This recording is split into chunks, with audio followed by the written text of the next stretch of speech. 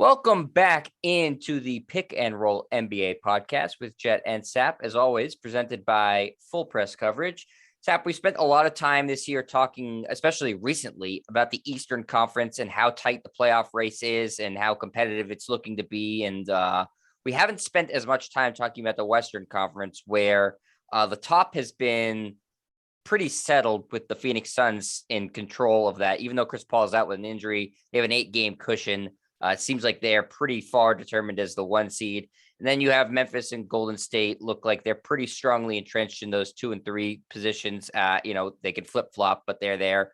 But then the rest of the West is pretty interesting. And we've obviously spent plenty of time talking about the Lakers, so we don't have to talk about them because they're in the play-in position right now. But as you see it right now, Sap, how many legitimate championship contenders do you see in the Western Conference?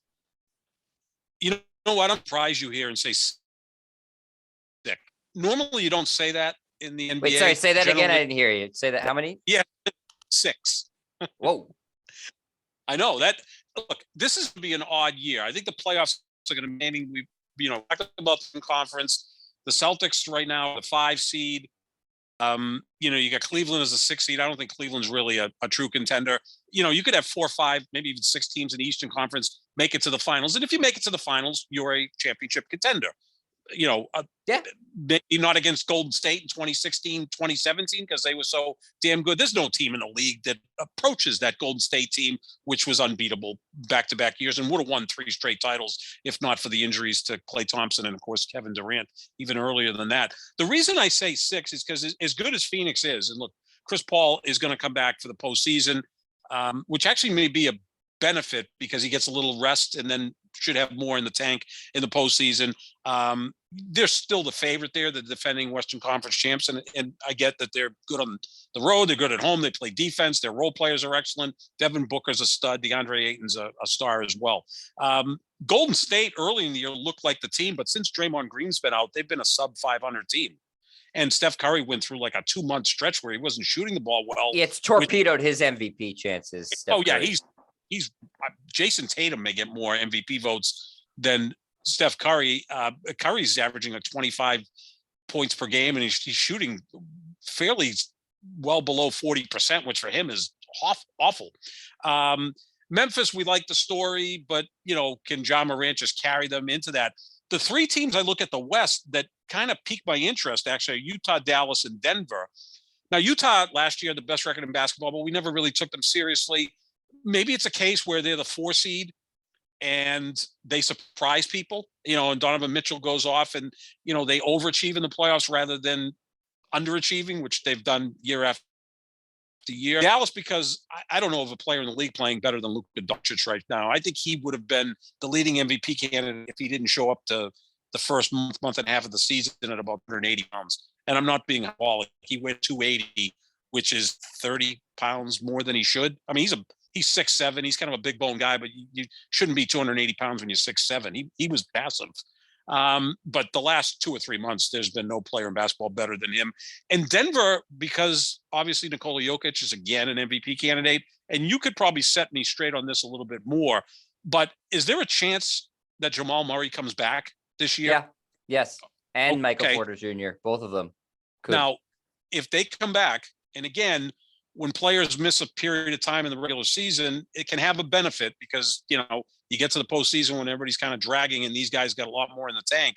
That team could be dangerous, right? I mean, they made it to the Western Conference Finals 2 years ago in the bubble. They could also be dangerous. That's why I put 6 teams in there, because I think, again, the first round of playoffs in the West are going to be fascinating. And I'm not even including like Minnesota, the Clippers, the Lakers, teams that are just outside of those 6 or in the play-in tournament. But I think, look, I wouldn't be shocked if Denver made it to the finals if Michael Porter Jr. is back and Jamal Murray's back and they're playing at a high level. They could be, a team that surprises. Yeah, well, I mean, like you said, it's because there is no team like the Warriors from 4 or 5 years ago.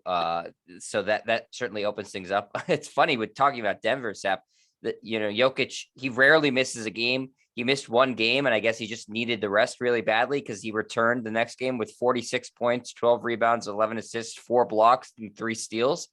And then the next game, he had 32 points, 15 rebounds, and 13 assists. Like those are video game numbers. You don't put those up in the NBA. He's having a better year than he had last year, and he was the MVP, right? I mean, you He's can make a averaging case. 26, almost 14 rebounds a game and 8 assists. It's ridiculous. No, seriously, he and Embiid, I think, are the front runners. Although I would still, put Giannis in there because I think he's the best player in the league. And what has he done this year to take that title away from him? I don't think anything. And he's better defensively than Embiid and Jokic. But let's face facts; they don't generally factor that in all that much. They should. But yeah, those are the three guys that I'd put at the forefront of MVP consideration. Yeah, so that's why. I look at Denver, and again, this with the caveat that is Murray and Porter coming back. Those are the two things, because you put those two guys on the court with Joker, and they're pretty darn good. I mean, now you got Murray who can go off and have huge games, and Porter Jr. We're both fans of his. There's times when I watch him, he reminds me a lot of Jason Tatum. He's just not as consistent as Tatum, but there are certain games where he looks to be that type of player. I think they're a sleeper team. Sap, it seems to me, just doing a quick Google of some and reading an article for a second while you were talking, I wasn't ignoring you, but I was trying to enhance your point. It seems like Denver thinks that they're going to come back because they're preparing as if those guys are going to be available in the postseason. They're talking about sending them to the G League for 2 or 3 game, sort of tune up. So this Denver team could look very different come the postseason. Yeah. And again, they have a little bit of background in that they did make the conference finals 2 years ago, and we saw Jamal Murray was brilliant in that postseason. I mean, who can forget the duels he had with Donovan Mitchell in that series against Utah? And Michael Porter Jr. is a talented guy. And look, I know Jokic has become kind of a polarizing player. There's a group of NBA people who just think that he's a stat patter. I don't know. When you're putting up 26, 14, and 8 on a nightly basis, and you play every damn game, that's pretty productive for me. Well, he's crazy efficient. That's the thing. That's what differentiates him from somebody like Westbrook, who we talked a lot about in our last podcast, is that Jokic is an incredibly efficient player. He shoots free throws and 3-pointers at a high clip too. He has an effective field goal percentage of .620, which is ridiculous. I mean, that's just phenomenal. He's not a stat patter. No, he's a great basketball player. He won the MVP last year, and maybe he'll be like Steve Nash, win back-to-back MVPs and not be considered an all-time great, although Nash made the Diamond Anniversary team. I think Jokic in 25 years, hopefully I'll be around. You certainly will be on the 100th anniversary team. I think if you win 2 MVPs, you're pretty much going to be on there. No, he's a brilliant basketball player. And the fact I like, such an important part of this is that he's durable. He shows up to play every night. And that's something we didn't talk about. I know last podcast we talked about the Celtics and the ascension of Jason Tatum. That's another thing I like about Jason Tatum. He plays 94% of the games. Like Jason Tatum, you can count on being there night in and night out. And that's a big thing for me, especially when, you're following the Lakers and Anthony Davis seems to be out more than he's in. And all these players are on load management. I mean, Jokic he's there every night. Give the man credit. Jokic is there tonight. Tatum, that's a good point. Tatum's been very available this season. In fact, the only time he's missed is for COVID reasons, not for an actual injury. So you really like the Western Conference. It's interesting, Seth. I like a lot of these teams. I agree with you on Denver that I think they're a sleeper, sneaky championship contender. I don't believe in Utah at all. I just don't. I don't think they have any consistent secondary scoring. To Donovan Mitchell. That's true. Bogdanovich is their secondary scorer, and he's not consistent enough, and he doesn't put fear in terms of any defenses. You and I both feel that Rudy Gobert is a very overrated player. Yes. So I don't believe in Utah at all. And Dallas, they've been playing better, especially since they dumped Porzingis on Washington, and Dinwiddie seems to be a good fit on Dallas, but I don't think they have the horses to, you need horses plural to be able to win a championship. Luka is a guy who can win a round or two. I mean, he's almost beaten the Clippers the last 2 years. I mean, he's certainly played. I mean, good yeah, enough. he did it in the freaking Olympics. He won a Yeah, round or two he's. I mean, with neighbors from Slovenia, like, not professional basketball level players. With cousins and his cousins' kids, and yeah, it was pretty amazing who he dragged with him to the bronze or silver medal. Yeah, bronze. Bronze medal. That was quite an accomplishment by Luka, who, I've got to call him up on Full Press Coverage. The 5 best players, 24 and younger. I have him 1 and Tatum 2. I moved Tatum up to 2 over John Morant because John Morant, I love John Morant. Because the argument I made, Seth, the very smart argument I made. You made a great argument. And the other thing too is, I watched the game last week against Memphis, against the Celtics, and Ja had a weird game. He scored 38, but I don't think he played all that great. He really struggles from the outside. And like Jason Tatum, you can't give him that type of room. He'll, spend the entire game drilling threes and 20 footers or anything else. I mean, he's just a more efficient player. And like you said, he's 6 inches taller. I mean, size does matter when it comes down to a flip of coin, give me the bigger guy. But the thing about Luka, I think he may be the most skilled guy in the league, right? I mean, let's take LeBron aside, but he may be the most skilled guy in the league. When I say skill, there's like nothing he can't do. Obviously, he's oftentimes disengaged on the defensive end. I get that. But offensively, like, he could shoot. He could score in areas. He's a brilliant passer, outstanding rebounder. I think he makes his teammates better. I mean, he can do so many things. So he gives you a little bit of scare. But I get the Utah part of it. The only reason I'm throwing Utah in there, because I've seen this so many times in sports where a team that every year is really good and then peters out in the playoffs, at some point they kind of fall to the middle of the pack. No one expects them, and there's no pressure on them, and they kind of overachieve. That could happen. The Utah Jazz have somewhat become like the Green Bay Packers of the NBA. They have these great regular seasons, and then they don't produce in the postseason. That hurts me to say that, Jet. You know that. I know it does. But I know it does. I think it's an apt comparison. Do any of these teams interest you at all? Any of the teams that are in play-in position right now? The Timberwolves, the Clippers, the Lakers, and the Pelicans. Any intrigue with any of those teams? Well, if Anthony Edwards comes back, and we've seen that Karl Anthony Towns has played great this year, a young team like that, especially a player like Anthony Edwards, because every year we'll see that young player who just kind of grows before our eyes in the postseason. He could be one of those guys, but I just don't think they have the depth to really go far. Look, if the Clippers ever get Paul George back, and if Kawhi shows up, then you've got another contender in there. 2 guys that have been out most of this year. Yeah, it seems unlikely that they're going to play this year. Unlikely. Yeah, Kawhi's not exactly a guy that's going to rush back to get on the court. The Lakers need to draw an inside straight flush. Like, you need Anthony Davis to be healthy, and you need these other guys that have sucked this year to play better. I mean, good luck with that. New Orleans, I think they've actually kind of overperformed, considering that Zion Williamson hasn't played a minute. Brandon Ingram's been playing great for them. Brandon Ingram's really good. He's kind of like a skinny, poor man's Jason Tatum. And I know he was 1 year ahead of Tatum at Duke. And it's kind of interesting. I don't know. I think they have a poor relationship.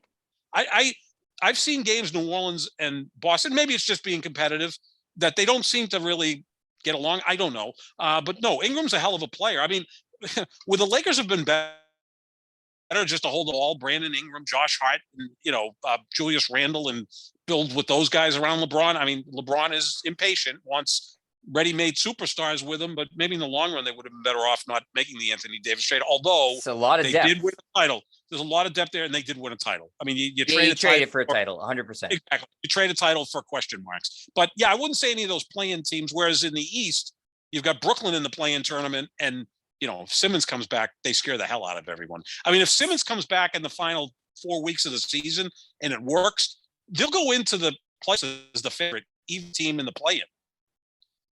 Sap, say in the West, say Minnesota sticks at 7 and plays Memphis if they stick at 2. Can Minnesota beat Memphis? Yeah, so I mean, Memphis has had a great year, but boy, what a matchup that would be. Anthony Edwards and John Morant, especially if they, go mano a mano. That would be pretty interesting. Maybe the 2 best athletes in the league at this point. Karl Anthony Towns would be a tough matchup. Jaren Jackson Jr. is a nice player from Memphis. But yeah, that could be a 7 over a 2 matchup. Absolutely. What about this one? What about New Orleans? New Orleans, no. I can't see if them. Zion came back. That's a big if, though. I mean, I what do you feel more comfortable with saying, Zion's coming back or Kawhi? Probably neither's Zion coming. slightly Because Kawhi's track record because he's got contract implications about it. Right. Yeah, Kawhi, we know, won't play unless he's 100%. Already paid. He's fine. He doesn't. Yeah, care. he's doing whatever Kawhi does. I if Zion comes back, then that's an interesting one. I think the most interesting matchup would be Denver Golden State. 6 versus 3, and if Draymond's not back, or if Draymond's back but not healthy, they're a completely different team with Draymond Green and without him. We know that. I mean, we're both Draymond Green guys, and Klay Thompson, since he's come back, love him. He's not the same player. He's got one game this year with 25 or more points, and he's played 32 games. Yeah, he's not the same player. He hasn't looked at all the same player. They Golden State started out the year like a house on fire. And things have really petered out. Well, it's also they're not spring chickens anymore on that team. No. They're older guys. Yeah, I mean, Curry's 34, Klay's 32, Draymond's an old 31. Right? I mean, he's beaten up. I mean, he's a lot of miles there. And just think about going to the finals 5 straight years. Although oftentimes they didn't have long series, but that's like playing another year and a half. And Draymond played in the Olympics this past year too. Yeah. Yep. And look, he's not going to get MVP votes, but in the true sense of MVP, look at the team's record with and without him. It's incredible. But yeah, Andrew Wiggins, since the All-Star game, has played worse. Oftentimes, like you mentioned in a prior podcast, seems like Jason Tatum plays better after the All-Star game. Like he feels that he's vindicated and he's one of the guys, and he goes off and plays even better. Andrew Wiggins went to his very first All-Star game this year and has played terrible since. Again, I don't think he deserved to be on the All-Star team, but he did make it. Golden State, that could be I wouldn't even call it an upset. Denver over Golden State, especially if Draymond Green's not healthy. Yeah. Who would you? So, okay, if you're Denver, who would you rather play, Golden State or Utah? Utah. Yeah, you'd rather play Utah. I mean, although Jokic would still dominate Rudy Gobert, I think. And again, he historically has. Yeah, I mean, Gobert to me is one of the most overrated players in the league. Keeps winning Defensive Player of the Year. He's probably going to make the Hall of Fame based on that. Yeah, it's crazy. The key thing was Denver, of course, is Jamal Murray and Michael Porter Jr. If they come back, then I think Denver's the sleeper team in the West. And you still feel, I'm assuming, because we haven't talked about them much because they're so firmly at the top. You still feel very good about Phoenix, I'm guessing. Yeah, I do, because I think Chris Paul missed weeks of the regular season. It's not an injury where it's a torn calf or a knee or anything. It's a broken thumb. He'll come back. He'll be fine. He'll be better rested heading into the postseason. Booker, we obviously saw last year in the postseason, is a stud. Ayton, very capable in the pivot. And you need that guy because you're going to be playing, maybe the Western Conference Finals turns out to be Phoenix, Denver. So, he's going to have to deal with Jokic. And then that's such a well-constructed team. Cam Johnson, Cam Payne, Bridges, Jay Crowder. I mean, they're just really good together. And I think that, and then you get JaVale McGee, who's like the lucky charm that keeps winning titles as the backup center. It was a great move because they lacked that last year. They killed him. Yeah, killed him again. I bet if JaVale McGee's on the team last year, well, it's tough to say, but maybe they beat Milwaukee. Who knows? But yeah, I don't think they lose 4 straight to Milwaukee if JaVale McGee was on the team last year. No, probably goes 7. I mean, it got to the point where Giannis just had a highway to the basket, and when that happens, you're not beating the Bucks. And again, a lot of that had to do with Monty Williams, who refused to build a wall, which is really the only way to deal with Giannis. And Giannis has found ways to beat that as well when it is put forth against him. But yeah, Phoenix looks to me like the favorite. And, again, they have the ability to look back to last year. Phoenix and Milwaukee are 2 teams that can say, look, we got there last year, so we feel comfortable we can do it again. And I think Phoenix did a really smart thing with the Chris Paul thing and said, okay, let's look at the standings. Yeah. Memphis and Golden State aren't catching up 8 games to us, even if we play, poorly without Chris Paul. We're not gonna just completely bomb the rest of the season to the point where, our seeding is in jeopardy. So they said, Chris, if you need 4 weeks, take 6 weeks. Exactly. I think it totally makes sense. It's a smart strategy. Chris Paul has sometimes petered out in the playoffs. There's no reason he should this year. And yeah, I think it sets up very, very nicely for Phoenix. If Phoenix is in fact the favorite in the West, Sap, is there a team in the East that they really don't want to see? Only because they lost to them last year, and Milwaukee would be that team. Man, the Philly Phoenix finals would be interesting, wouldn't it? You'd have Embiid, I think, would obviously outplay DeAndre Ayton, but Chris Paul against James Harden would be pretty interesting. They probably should have got to a final together in Houston. I know they had a falling out, which isn't a surprise with those two guys. Yeah, I don't think Phoenix. I still think Phoenix is vulnerable. I love Monty Williams, but I hope that he is able to adjust more than he did last year in the finals, which he didn't do a very good job of that. So maybe he'll learn from that. He's a very bright coach, one of my favorite coaches in the league. But I think that Milwaukee would cause problems because Giannis is, he's a cheat code. You really can't deal with him. And I think Philadelphia would also be an issue. And look, if Brooklyn's got their act together, they match up with anyone. If those three guys are playing engaged and Kyrie's able to play at home, Brooklyn still could win this thing. I think it's going to be difficult for them to put it all together in the final 4 or 5 weeks of the season. It's not easy to do, but because I think Kyrie and Durant fit so well together, and I think Simmons will fit perfectly too, I think they can get their act together pretty quickly if that happens, but that's a big if. Yeah, I've heard a lot of people saying, well, there's not really enough time for them to gel. And I say that's the case with a team that didn't have a lot of veterans, but they have a ton of veterans on that team. And I don't think, and Simmons, say what you want about him, is a smart basketball player. And I think would really like to have zero pressure to score on him and just create. I think I don't, it's hard to get in that guy's head. So I think that he could come back with like a game left in the regular season and they could be, if they're all right, I think they could scare the hell out of everybody in the NBA. Oh, without question. Yeah, because even in that loss to the Celtics on Sunday, Tatum was brilliant. Kyrie was not very good, and it was still only a 6-point win by the Celtics. No, Tatum had to put up 54 for them to beat him. Right. Tatum actually almost outscored Kyrie and Durant together. I think those two guys combined for 56, which is pretty good. But Tatum had 54 on his own. Yeah, that's how good Brooklyn is, right? Durant puts up 37 points with less fuss than any player I've ever seen. He's so damn efficient. And, in theory, Kyrie will probably play better, although he does seem to struggle a little bit at the Garden, since going to Brooklyn, although he had a good playoff game last year. But on Sunday against the Celtics, not so much.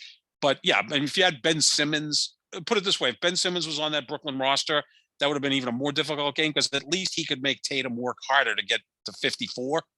And look, a guy like Tatum can be unstoppable, but Ben Simmons is an elite defender. I think he would do a better job than what the Brooklyn Nets were doing, which, they switch so often that oftentimes you saw Kyrie Irving trying to cover Jason Tatum or, Seth Curry or Dragic or whoever. No, they're a poor defensive team. That's why why Simmons is big for them. They're not good defensively. No, and they're a poorly coached team. I think Steve Nash is still clueless over there. And I think that, you don't He's normally there just purely to cater to the players' whims. They hired a straw man coach. Exactly. Yeah. Kyrie said we could coach our own team. He may be onto something there.